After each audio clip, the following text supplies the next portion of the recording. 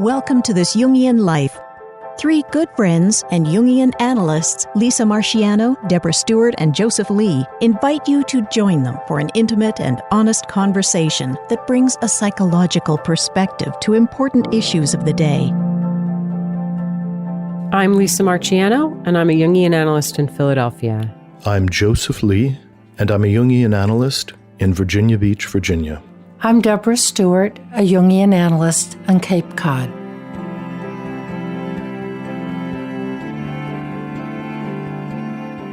Today we're going to talk about the road trip. And to evoke the spirit of that, I thought I would read a little bit of the Walt Whitman poem, Song of the Open Road. Afoot and light-hearted I take to the open road. Healthy, free, the world before me, the long brown path before me leading wherever I choose. Henceforth I ask not good fortune. I myself am good fortune. Henceforth I whimper no more, postpone no more, need nothing. Done with indoor complaints, libraries, querulous criticisms, strong and content I travel the open road, the earth that is sufficient. I do not want the constellations any nearer. I know they are very well where they are. I know they suffice for those who belong to them. Still here, I carry my old, delicious burdens. I carry them, men and women. I carry them with me wherever I go. I swear it's impossible for me to get rid of them. I am filled with them, and I will fill them in return. And so in the spirit of Walt Whitman, we're going to talk about the road trip. Well, what comes up for me is another poet that's even more widely known than Walt Whitman, which is Johnny Cash. On the road again. So there's something evocative, musically, poetically, spiritually, about a road trip.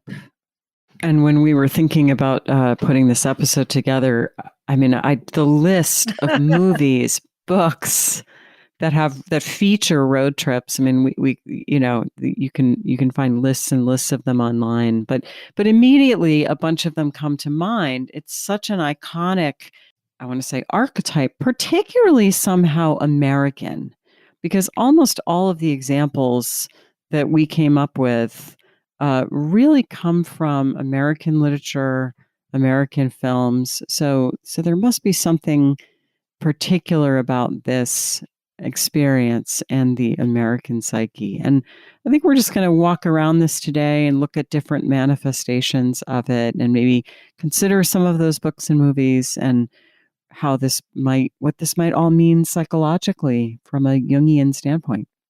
So I guess my first question for you guys is, do you enjoy road trips? Like, is that a thing that was part of your family? Is that a thing that you do now? Or is that just too disruptive? What's that on a personal level? You know, when I was a kid, we would always take a road trip every summer back south to visit my grandparents. So it was, from New Jersey or Connecticut to Georgia. So it was a pretty long trip. We usually cut it in half, spend the night somewhere in between. And there was always a sense of excitement, so I still to this day, driving down 95, remembering the joke my dad would make when we got to Delaware. He would always say, "Hey kids, what did Delaware?" New Jersey, every summer. And then that the tunnel in Baltimore, and just my incredulity that we were going underneath the river. I still to this day, for a while I lived in DC, so I used to drive through that tunnel all the time, but I still have these childhood memories of that tunnel. And then eventually the landscape changing as we got further south, and the kudzu overgrowing the trees as we neared Georgia, and the earth turning red. And then, the excitement that I felt about seeing my grandmother. But, so there was a real positive sense there. And of course, there's something exciting about packing up the car and heading out always. I do want to say there was another quality that I was very aware of in those childhood journeys that I still have trouble putting my finger on exactly, but I do think a lot of the movies and books that feature road trips, there's some undertone of despair, or there's an edge of something really sad. And I think that driving along those roads and seeing sort of, they all start to look alike, and you pass all the cars and you think, who are these people? And oh, you know what the word is? Alienation. There's just a little undertone of alienation in many, certainly not in the Walt Whitman that you just read, Joseph. Mm-hmm. That is just so optimistic, and it's all about potential. But I think in many of the 20th century variations of the road trip, there is a through line of alienation. I'm also thinking about the road trip where you really don't know where you're going versus, your family road trips if you know that you're going to visit your grandparents. And I'm thinking, building on what you said about it's uniquely American, of the discovery of the West from Lewis and Clark, and all they knew was they were headed west to this undiscovered who knew what potential.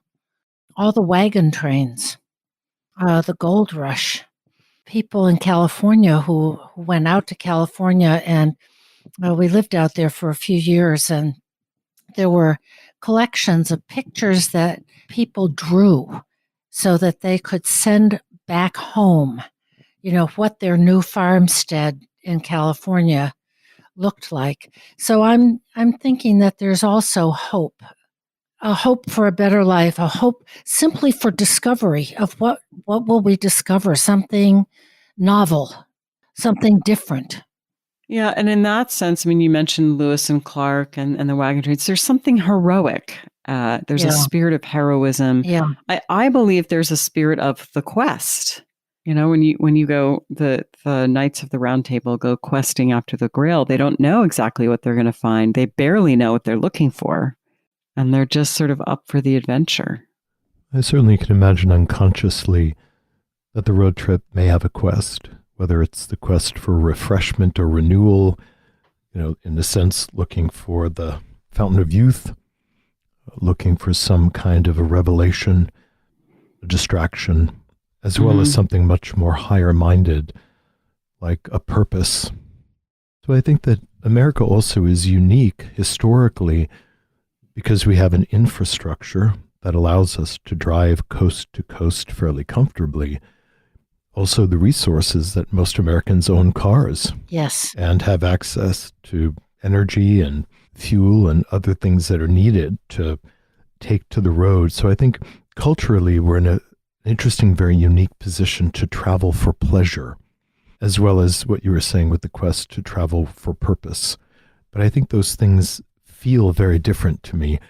And then that third category of traveling for work, and the word travel can be alienating, much like the Johnny Cash song "On the Road Again," which is this more of a feeling of being a trucker and just being on the road constantly as part of a lifestyle. Well, I mean, first of all, I take your point about the nature of this being particularly American, specifically as it relates to cars, because I think this idea of the road trip, which perhaps, I don't know, received its highest expression in Jack Kerouac's book On the Road, which I think, that was around 1950. It really was the culture of the car, which is this American thing. And when we think of road trips, we think of trips in a car. Although perhaps there are other iterations like we've talked about, like with Lewis and Clark or the Knights of the Grail. I think that people have always traveled for pleasure in other places, perhaps just not with a car. Joseph, what I want to really lean into is the idea that the road trip for pleasure can't also have that edge of alienation. Fair enough. For example, if you think about Thelma and Louise, which of course is a great road trip movie, there is a sense of alienation and despair. I mean, it ends in their death, and they're kind of going for one last wild ride. I'm also thinking of another example of a song, actually, it's a road trip song. It's about a road trip. We don't know why they're on the road, but it's a song by one of my favorite poets and songwriters, Chris Christopherson, Me and Bobby McGee, which of course was popularized by the incomparable Janis Joplin. I love both versions of that song. But, it starts busted flat in Baton Rouge, waiting for a train when I was feeling near as faded as my jeans. Mm-hmm. Then there's New Orleans, and then there's Salinas and Kentucky and California. And so they're all over the place. And the refrain, I think, captures some of this alienation spirit that I find in some road trip stories. It is, of course, if you don't know it, freedom's just another word for nothing left to lose. Nothing don't mean nothing, but it's free. So this sense of kind of having freedom, but that freedom means having nothing left to lose. And that is some of the spirit that permeates Kerouac's book. It's a kind of mad, in some sense, joyous flight from life, flight from commitment. Almost, I want to say, a desperate searching for something. At some point, the narrator says of this invitation to go on this road trip with Moriarty, he says, somewhere along the line, I knew there would be girls, visions, everything. Somewhere along the line, the pearl would be handed to me. So it's a sense of, I'm desperate to find something, and maybe it's out there. But there can be a sense of inner emptiness in some of these road trip stories. I like that idea that we will find something, of the nothing left to lose. But maybe we will find something that we'll find it out there as we're driving along in my automobile, another song lyric, that we'll discover something, we'll happen upon something. And Kerouac writes in On the Road that they did find it. He says it's really a story about two Catholic buddies roaming the country in search of God, and we found him. I found him in the sky in Market Street, San Francisco, and other places. That people are looking for something transcendent, mm-hmm. at least in some road trips, desperate, alienated. If I put myself out there, perhaps I will stumble across something transcendent, or something transcendent will come to meet me. So there's this element of serendipity. Just get out there and see what happens. Roll the dice, hit the road, and that there's an Indian fairy tale called The Princes of Serendipin. There are probably 100 versions, and this is mine, of that. An ailing king has 3 sons, and he needs something, I can't remember what, in order to save the kingdom. And his 3 good, loving sons say, don't worry, father, we're on it. And off they go and set out in 3 different directions. And they have a year or a year and a day or something and then they have to come back, win, lose, or draw. Back they come, and one of them has found a bride, and another has found some sort of special sword, and another has found something else. I'm just kind of filling in the blanks here. And they all appear, and none of them has found the thing that they were supposed to find. But as it turns out, serendipitously, they found these other treasures. And altogether, upon their return, those 3 things were exactly what was needed. So I think there is something in the road trip that is a note of a hopefulness of I'm looking for something, I'm desperate, and I hope I'll come across it, or I hope it will come toward me. Well, I think I'm holding this part of the conversation that sometimes the road beckons because where we are is so uncomfortable. And then the road takes on the projection of anything that might be better. And as well as that song you were referencing, Lisa, I was also thinking about Tracy Chapman's song Fast Car. Mm. You've got a fast car. I want a ticket to anywhere. Maybe we can make a deal. Maybe together we can get somewhere. Any place is better. So Yes. this feeling that there's a future and that the future is somewhere down the road, Yeah. and the hope or even the determination that the future will be better than what I've got going on right now. So then the road is also a road to escape, a road to promise. So I can understand the road to freedom. Yeah. I mean, I guess what we're saying, or maybe what I'm suggesting, is that there's something ambivalent about this. That it seems to me that the road trip is both a desire for escape from something and a move toward something and to find something at the same time. And perhaps in some cases it's more of one than the other, but perhaps both are often present in a road trip. I think what I'm hearing on a more granular level is that there's a distinction between the road itself, which is the vehicle by which I get from one place to another, and it can serve all kinds of purposes, and then the manner of the travel on the road. So the transition from here to the future, the road trip, I think, often invokes the many things that can happen in that transition, and the road itself becomes the path. So the motivations can be infinite, that make the road seem appealing. But there is also an alchemy that needs to happen, that we could call that the prima materia. We start from the beginning, and then the hope is by the time I reach the end of the road trip, something has changed. And that change process could involve dark feelings, and probably would. And hopefully, at the end of the journey, we'll come to the end with some kind of gold, i.e. the better life that one might hope, or wisdom, or a better relationship with the one we've been on the journey with. I think the list is long. There's a sense of telos here, of whether one is on a quest or a kind of pilgrimage or just a kind of desperation that is so well captured in Janis Joplin's Me and My Bobby McGee song, that the only thing to do is to throw myself into a future, is to go forward. It reminds me of the thing that is very mythologically so well established of leaving ego behind. That I can't figure my life out. I don't know. I don't understand. If I could have thought my way through it, I would have done it already.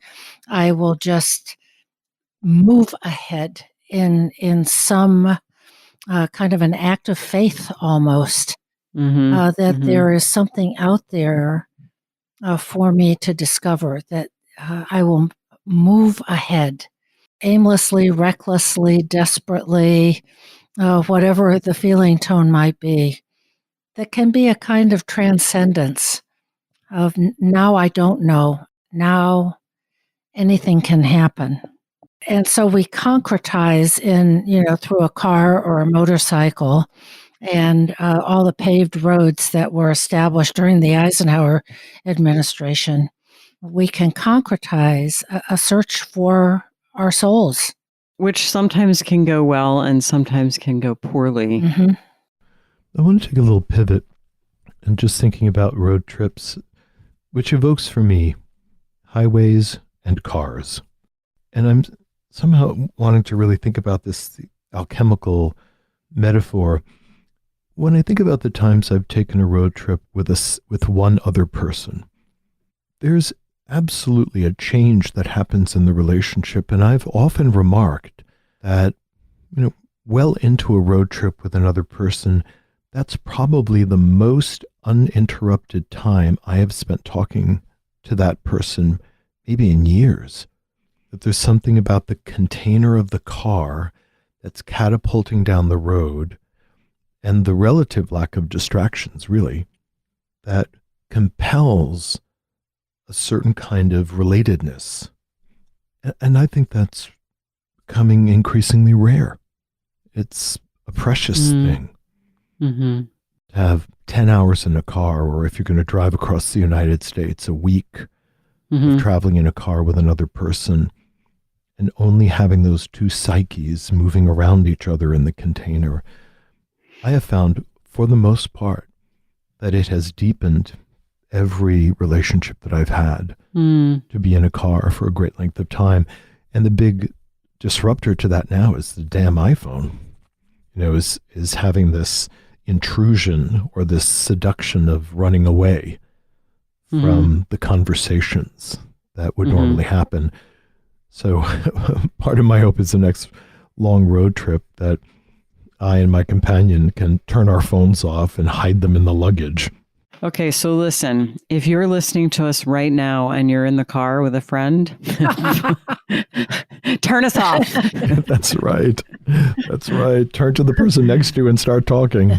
It's interesting, though, because, again, I think that the idea of sort of two people on a road trip, sort of a dyad, that's been really richly mined in literature. Again, I can only think of American literary examples, but there's a wonderful Patricia Highsmith novel called The Price of Salt, which was made into a movie called Carol.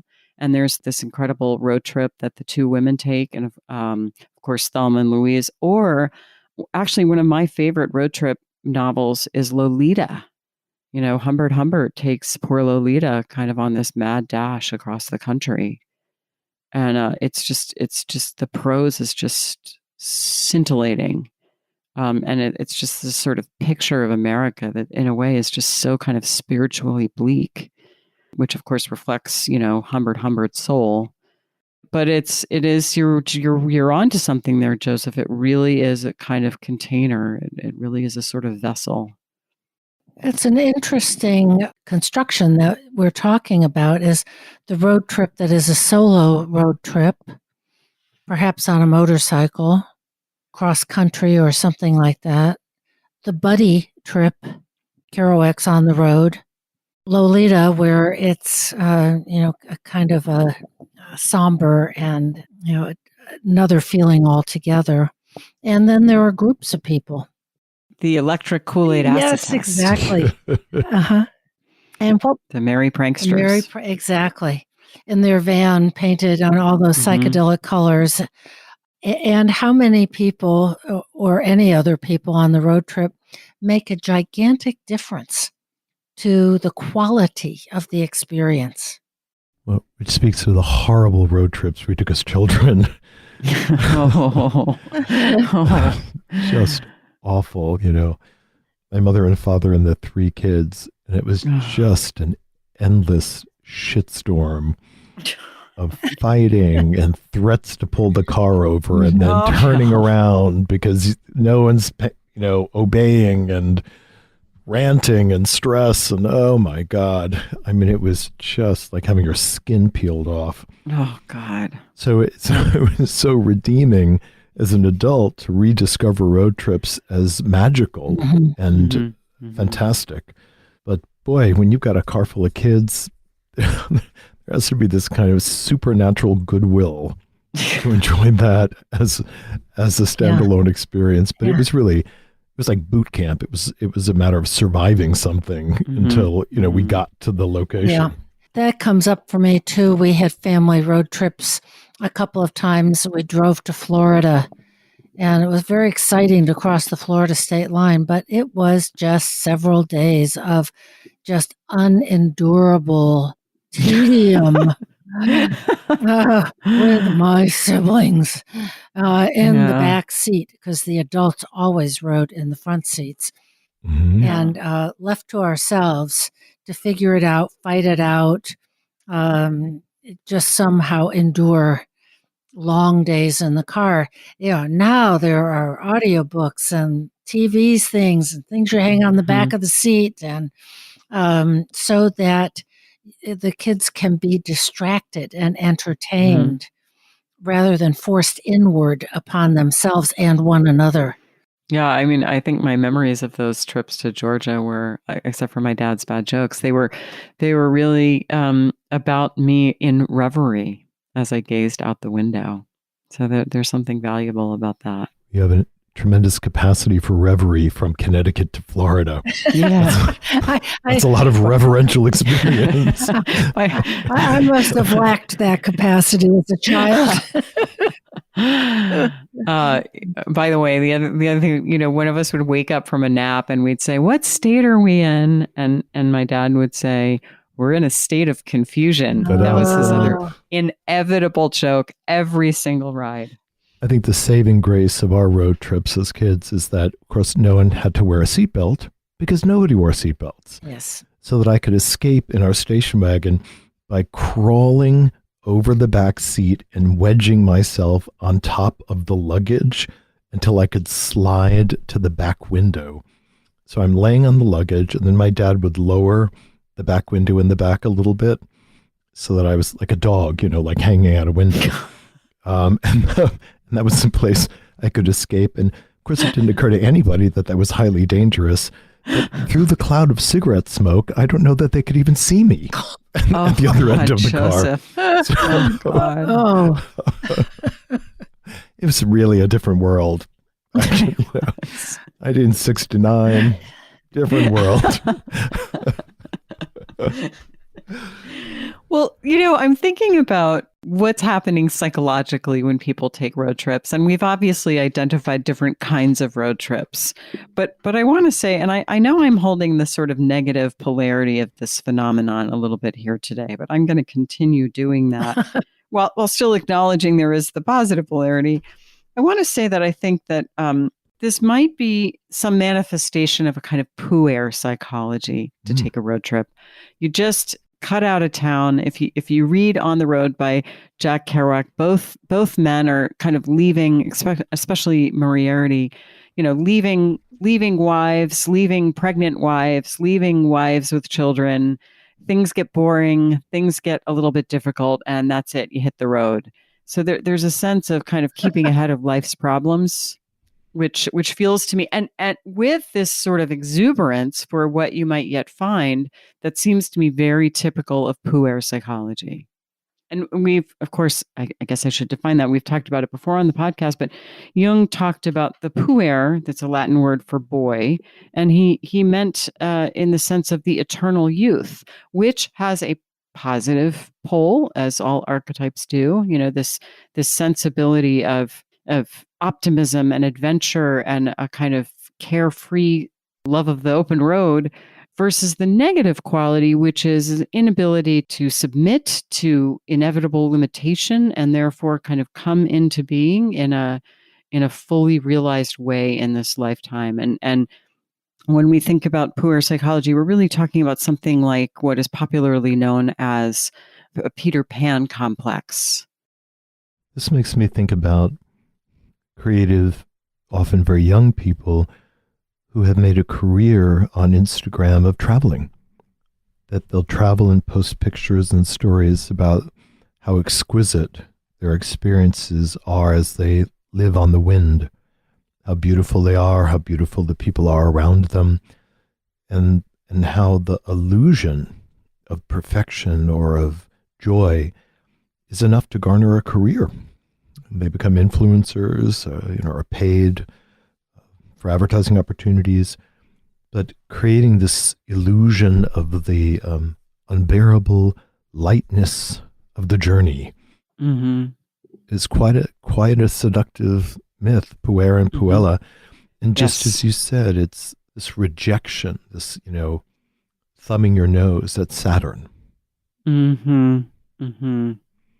So we're really lifting up, before the idea that you, out of desperation and ego having come to the end of its resources, of giving itself into a future and hoping for something transcendent. The flip side of that, the negative side, would be lack of ego strength that is just unwilling to accept some of life's constraints and responsibilities and just hit the road and escape in a more, kind of a mindless way. And it would be important, I think, for any kind of self-knowledge for a would-be road tripper to kind of say, what's my purpose here? My purpose may not be to get to Atlanta or California, but what is the inward correlate of the outward journey I am contemplating? Well, in one way, what I find myself thinking as you were talking, Deb, is what used to be a tradition of kids graduating from college and then doing a grand tour of Europe, which I think of my little sister. I mean, we were a working class family, so it wasn't a grand tour of Europe, but she and one of her girlfriends just took backpacks and decided we're going to hike, train, go across Europe for a summer. Get a Eurail pass. Yes, of course they were young. But there was, I think, a desire for initiation. Yes. Oh, that's great. Yeah, absolutely. Yep. They wanted to be, they anticipated they'd be up against certain circumstances and prove their mettle and have all kinds of adventures. You know, what happens in Europe stays in Europe. So, and I remember my sister coming back with some hair-raising stories, but also her thinking it was the most important thing that had happened to her in her life. Mm-hmm. Yeah, that's great that it's initiatory. I also want to talk about the private road trip and the aimless road trip. Mm-hmm. And I think about a couple of experiences that I had that were so important as I was struggling to write my thesis for the Jungian work and also prepare for an exam.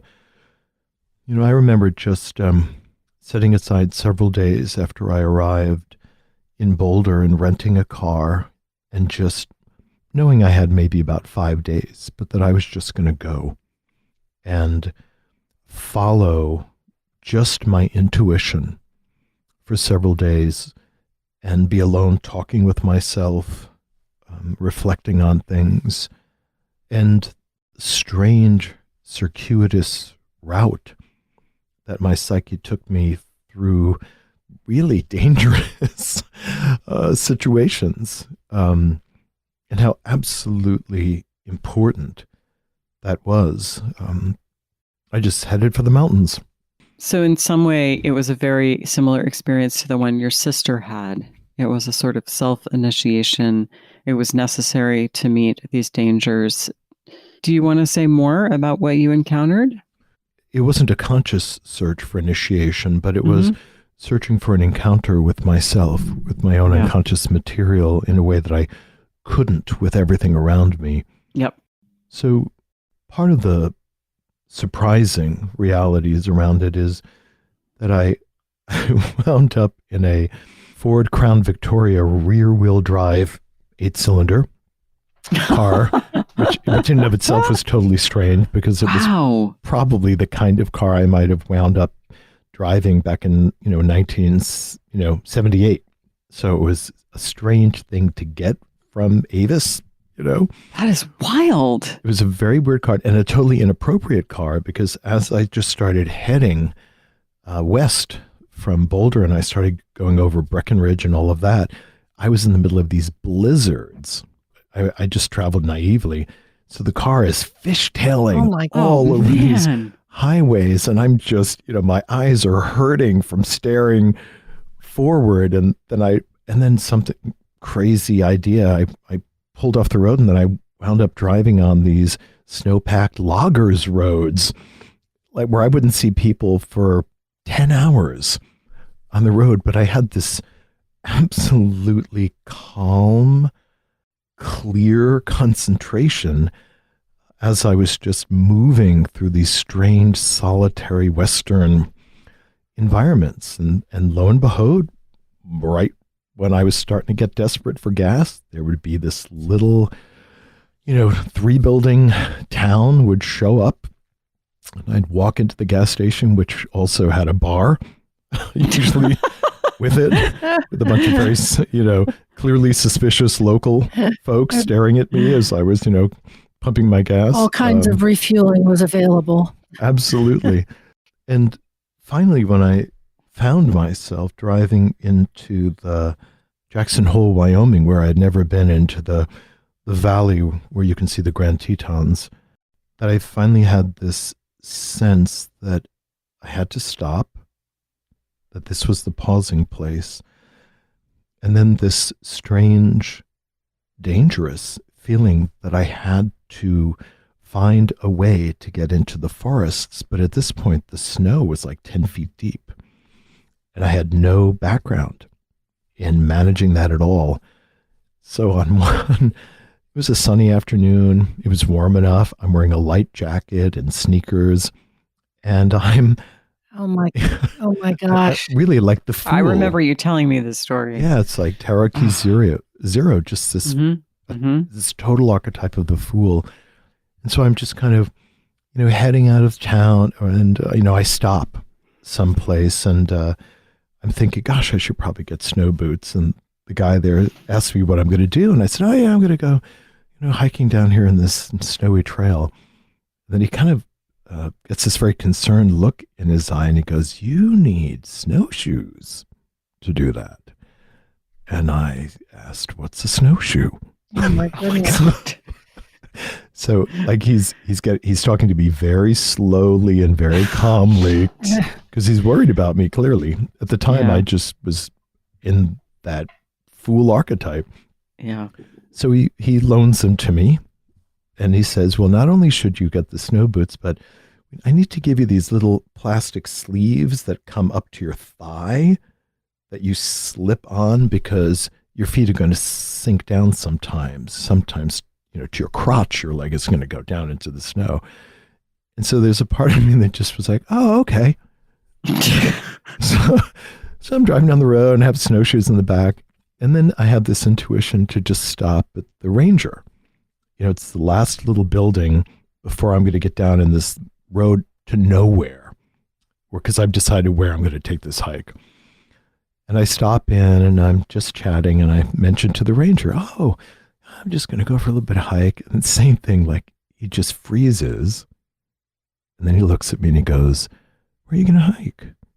And I point to this little map, and he goes, yeah, you're going to need a really big can of bear spray if you're going to do that.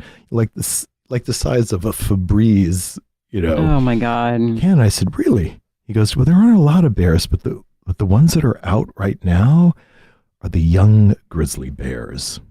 And they've been known to attack people. So I just You're still undaunted. So I still smile, and I buy the can of bear spray. I just keep driving, and then I just decide I'm going to pull my car at the side of the road. The road's been plowed, and so at this point there must be 14 feet of snow, like a wall of snow coming up. And I have no idea how I'm going to get up it. So I put on my snowshoes, which I've never used before, and I have my bear spray strapped to the side. And I realized that the front of the snowshoes have these little kind of cleats on them. So actually, it's like a bat, so I'm so determined. I'm like clawing my way up this like 15-foot wall of packed snow to get to the top, because, I must do this road trip. I have to do this trip. So it's a totally beautiful snowscape, virginal. There are these poles they put into the snow to tell you how deep it is. And of course, it's about 15 feet deep. And I have somehow, I can't tell you, memorized the map of the hike, because your phone won't work. But somehow my psyche has a perfect internal vision of this map. And I just head off, in my jeans and my little light jacket. Oh my God. Off into the woods, and walked for hours. Joseph. Really so naive, with nothing, not even a bottle of water. Oh. And had an extraordinary psychological experience that I was clearly so altered and so in the unconscious that I began to feel like the forest was alive in a supernatural kind of way. That the forest was in this rapport with me, that the trees were observing me, the sun was alive. I mean, it was just very in that psychoid kind of interesting state, which felt really comfortable. I somehow intuitively crossed a small river without knowing it, which is actually life-threatening, because you could just fall through the snow and be, into an icy river. Somehow I managed instinctively to be able to do that. I kept walking and walking, and then I come to this crest in the forest, and there is this enormous landscape and a huge slope downward. Really beautiful. And there's part of my mind that is saying, keep going. Just keep going. And then there's another part of my psyche, which I think was my instincts, that suddenly began to feel this intense terror. And so I just paused, and I thought at first that I was being hunted. So I'm like sitting there with my bear spray in my hand, like a gun. And I'm just, very slowly walking in circles, peering into the alpine forest around me, looking for any kind of movement of what might be stalking me. I suddenly paused, and I realized that the shadows that were being cast by the trees were getting long.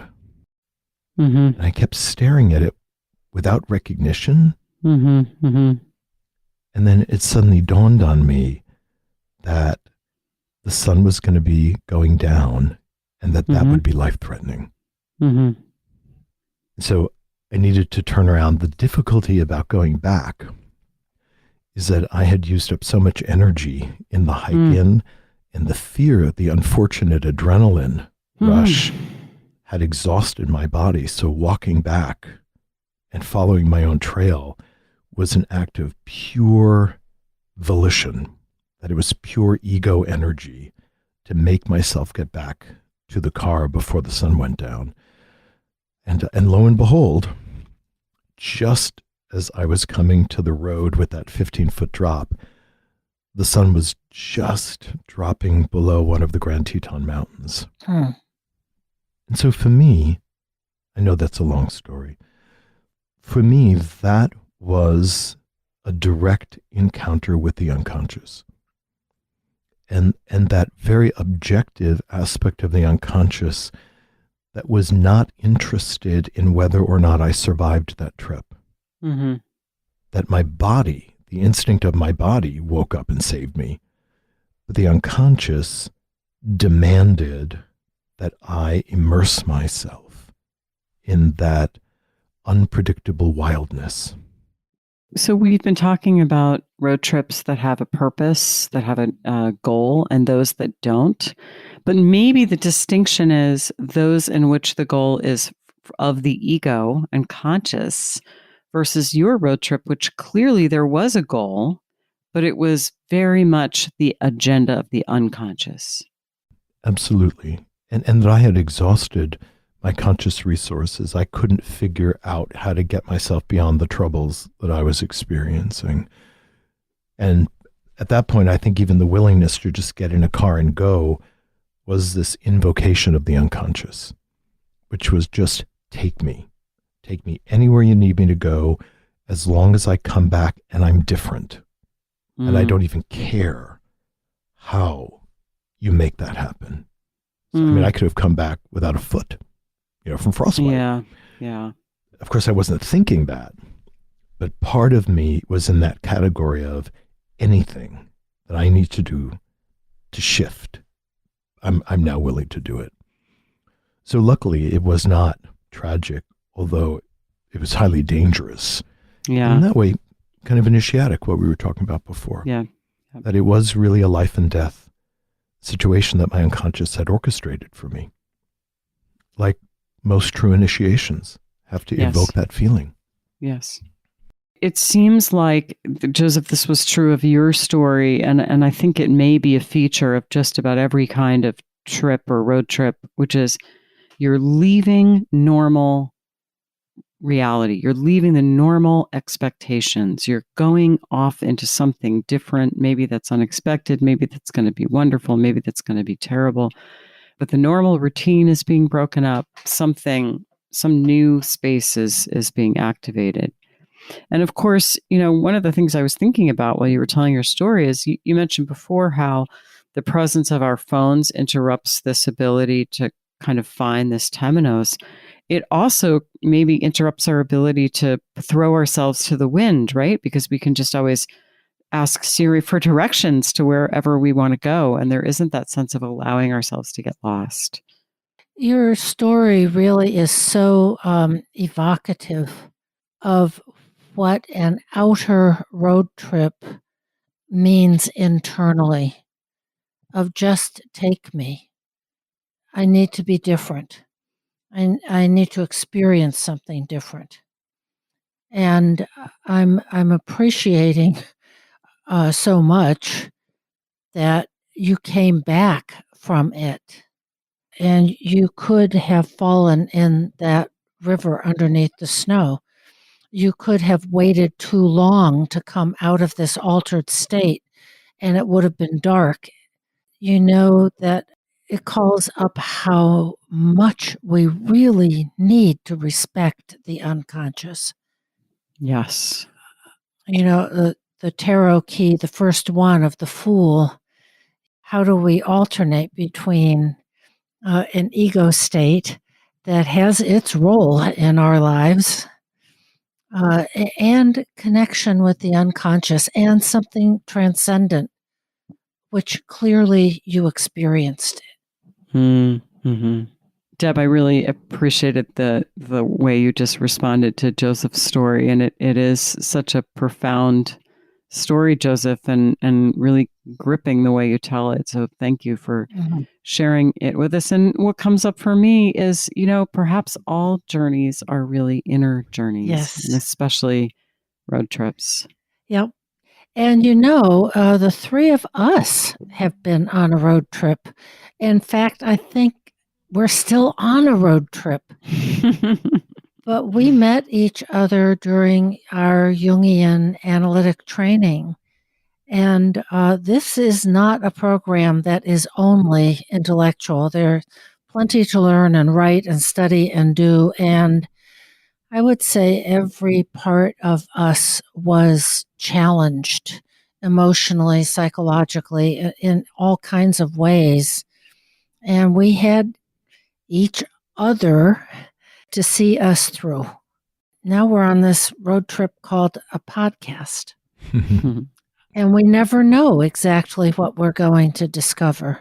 Yeah, and training did very much have the feeling of the open road for me. I don't know what this is going to be, but I'm going to fling myself to work into this journey and into our journey together. I mean, we got each other through exams and theses and weddings and births and deaths and And I would say for me, there was certainly a lot that was initiatory, and that I'm resonating to your story, Joseph, that you shared so generously of how, places where I was taken up by something greater and challenged terribly, partly through my own naivete, that I thought the trip would be not easier, but maybe more wondrous.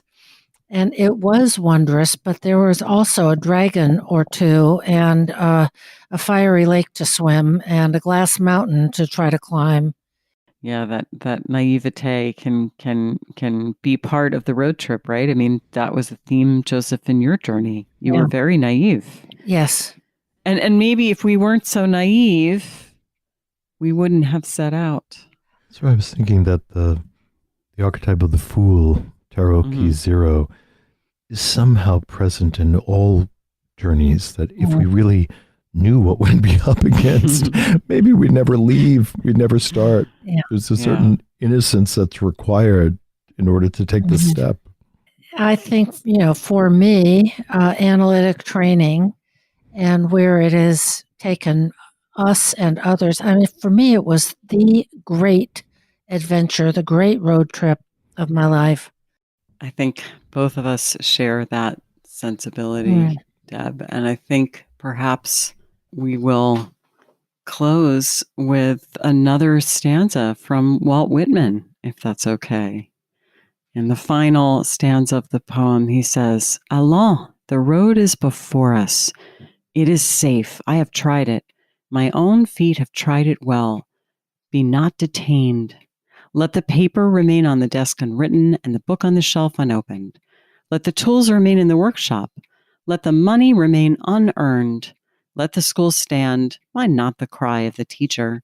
Let the preacher preach in his pulpit. Let the lawyer plead in the court and the judge expound the law. Camerado, I give you my hand. I give you my love more precious than money. I give you myself before preaching or law. Will you give me yourself? Will you come travel with me? Shall we stick by each other as long as we live? Oh. And now we will just take a breath and transition over to a dream. Did you know your dreams reveal the wisdom of your guiding self? Dreams connect us to the secret world within and remind us that we're never alone. We're always accompanied by our inner companion who offers healing, balance, insight, and guidance as we make key decisions. At 28, Charles felt lost and isolated. He had a dream that touched him deeply. As he worked with the dream in Dream School, he understood that it was showing him how he was profoundly connected to life. This powerful insight led him to make real progress with his goals. During Dream School's 12-month transformational program, you'll learn to harness the power of your unconscious wisdom, decode the language of metaphor and symbol, discover mythological motifs that shape your life, reveal unknown facets of your personality, unlock the door to inner wisdom. To enroll, just go to interpretmydream.net and sign up today to gain immediate access to the first 3 Dream School modules. Your best life awaits you at Dream School, and we can't wait to see you there.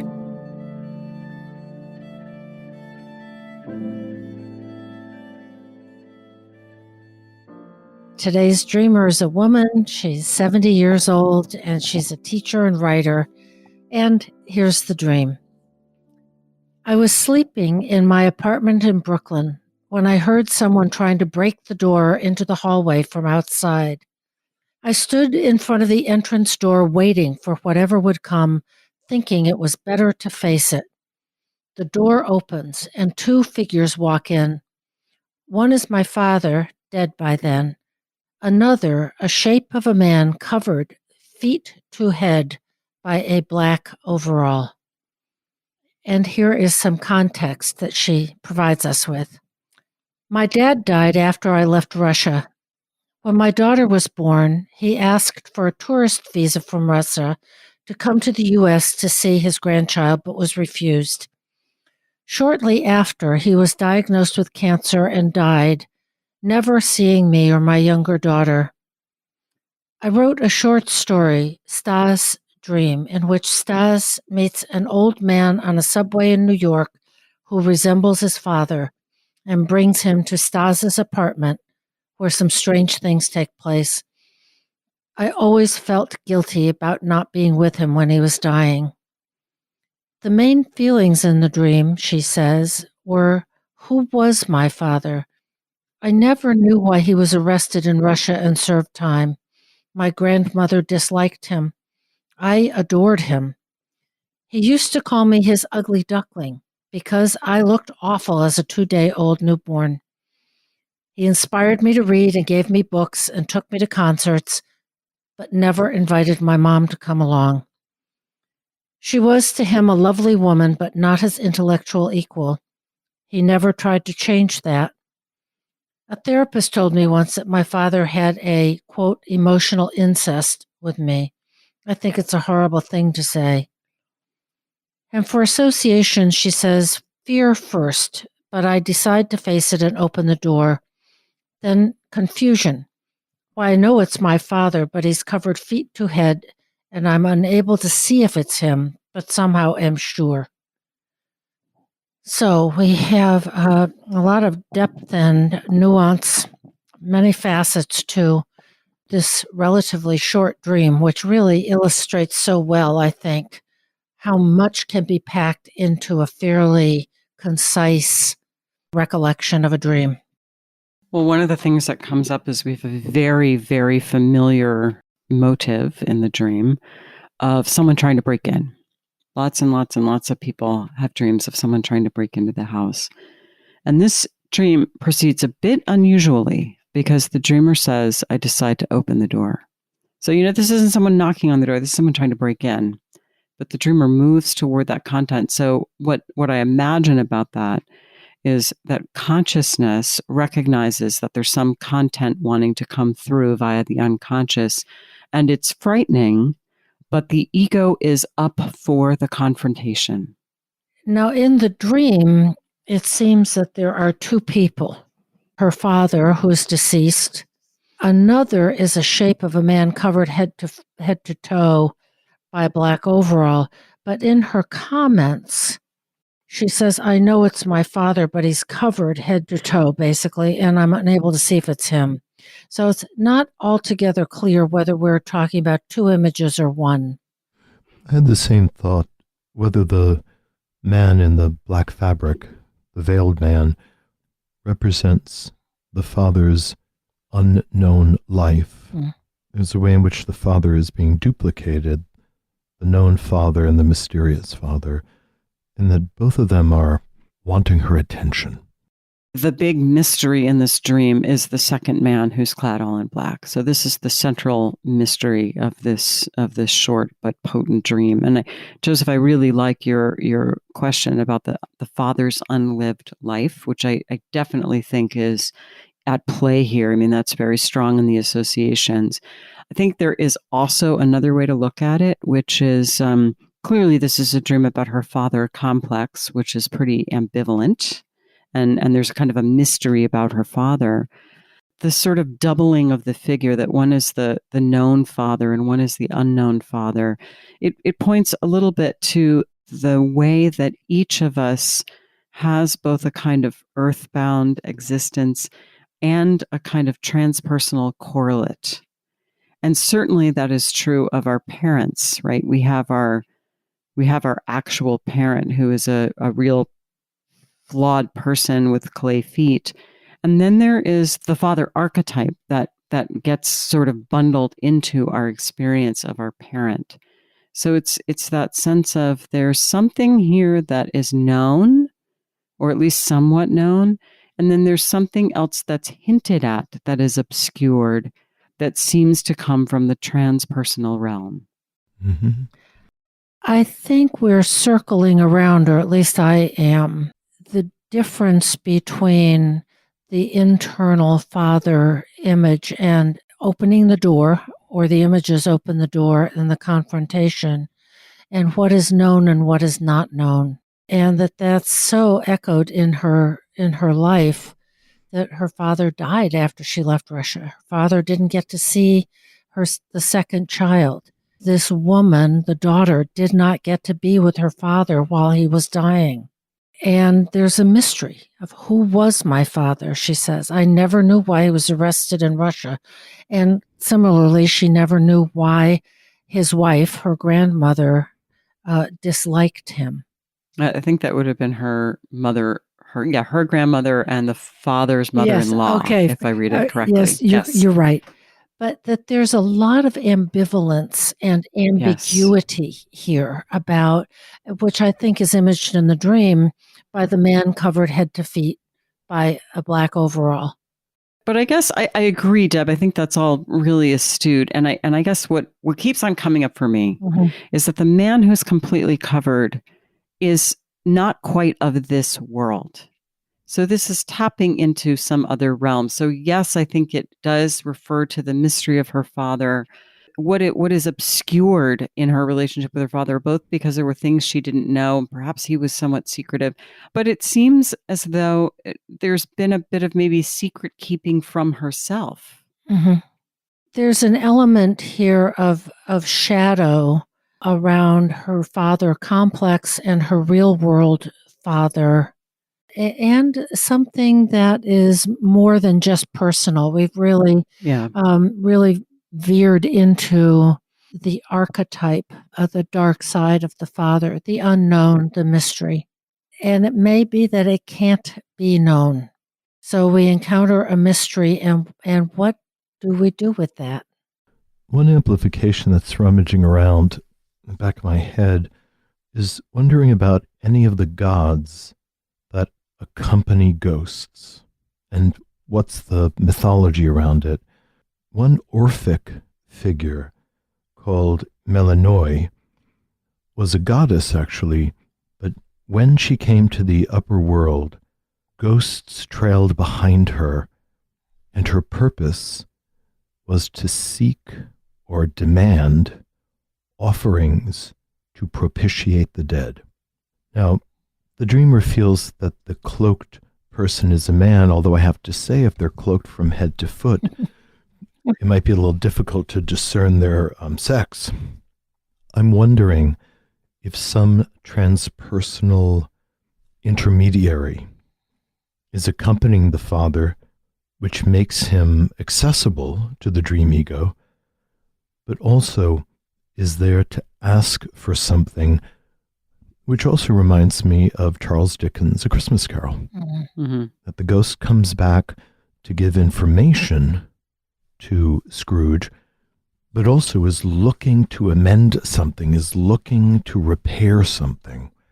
So it might be helpful for her to do some active imagination, quite frankly, to go into a deep meditative state, to see the father and the dark figure that accompanies him, and to ask what he needs to rest. What does he need from her? Now, of course, she's talking to her own unconscious content, but the figure of the father requires something of her, I suspect. Yeah, yeah. The other thing I might add, and I think, Deb, you can say much more to this than I can, is Fritz Perls did a lot of work with coming to completion. Mm-hmm. And the story here is, I had a dad and I just didn't know him enough. And it implies there was all no these, end. there's all these things I would have wanted to say. And Fritz Perls had ways of trying to facilitate that closure. Yeah, one of the ways that overlaps with active imagination, as you suggested, is to have two chairs and maybe do a little ritual and some preparation of, here's my father and maybe some item that's associated with the father, and really sort of get into an imaginal state where this is my father sitting in this chair and this is me sitting over here in this chair. And then you actually physically move chairs. So you might start out saying something like, well, there's some work here to be done, some mystery, some unknown, want to have a conversation with you. And then move over into the chair that has been designated the father chair and talk as if you were your father. And of course, it could be anybody, but to talk as if you were that person and to move back and forth. And the physical movement and some symbols and other kinds of things can really help to get in touch with your own sense that's beyond just your own ego of what is my story. And Fritz Perls called it the empty chair. And it does help us to get some closure about what is the part of me that I haven't been able to access around this relationship. And putting it in Jungian language, it's a way of continuing to tend to the father complex, for the ego to condition the images of the father context and to add another layer of insight or conclusions or emotion that has been repressed for whatever reason, here perhaps through lack of availability between the two of them or the tragedy of the inopportune death, and that those threads can be woven into the complex in a way that's helpful. Because one of the things we try to address in Jungian work is not just the depotentiation of the complex that's interfering with us, but also the maturation and the evolution of our complexes. So the negative father complex can actually become a benign father complex and perhaps, if we're lucky, a helpful father complex. Mm-hmm. You've been listening to This Jungian Life, From our website, thisjungianlife.com, you can follow us on Twitter, like us on Facebook, help us produce future episodes by funding us through Patreon, and submit your dreams for possible interpretation on another episode. We'd like to thank our listener who shared a dream for today's show and hope you'll let us know what topics you'd enjoy hearing more about. Until next time, keep living this Jungian life.